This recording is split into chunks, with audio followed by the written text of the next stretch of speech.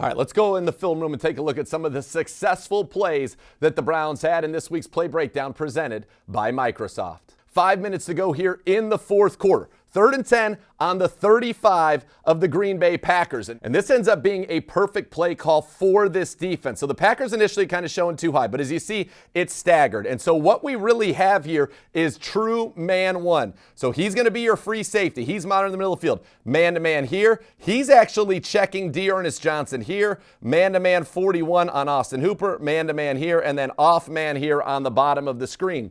And so when that happens, all you need to do is account for it. This guy's on the backside. Don't worry about him. You've got 5 guys to block. 1, 2, 3, 4 Green Bay Packers. The hardest block's going to be Blake Hance getting outs here outside to seal it. And other than that, you have it kind of set up, because when you think about Austin Hooper, what he's going to do is run across and cause that traffic hop for number 31, who's actually covering Dearness Johnson.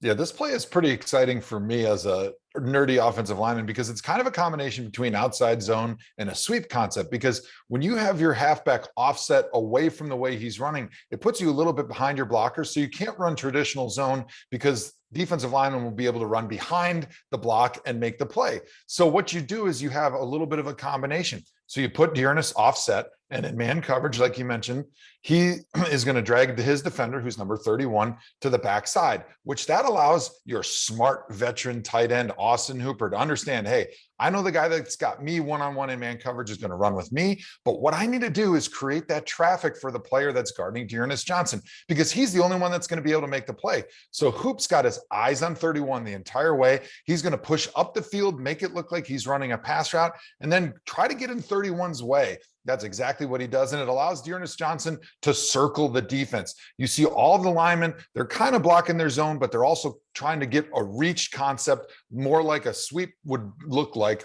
from a blocking standpoint. And then once he gets out on the edge, it's all about the receivers trying to force their players towards the sideline, allowing Dearness Johnson to stretch and then put his foot in the ground just outside the numbers and cut up and into the alley for the huge run.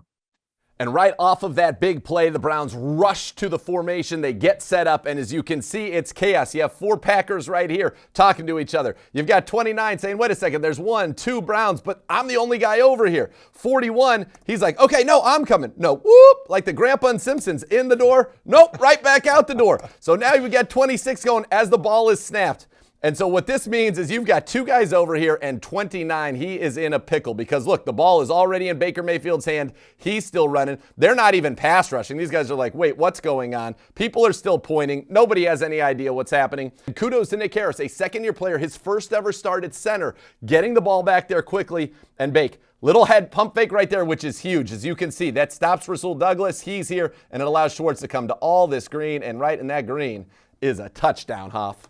A hurry-up offense makes it easy for the offense and hard on the defense. That's exactly what you want to do, and that was the Browns' idea in this situation. Rather than substituting, you get the long run, you get down to that tight red goal line area and go fast. Just get the same dudes, line up on the line of scrimmage, and when the defense is normally thinking in that situation, hey, we want to get goal line personnel or tight red personnel on the field to get into our goal line defense packages, they're not able to do that, because when the offense doesn't substitute, the defense doesn't have enough time to run all the way from where they are on the sideline to get onto the field. They just don't have it. They don't have the time to be able to communicate, to get a defense lined up, and the Browns are able to take advantage. Great job by Baker Mayfield here, throwing the head and shoulders fake on the slant to Schwartz, and then Schwartz slips him to the back line, wide open, touchdown Browns.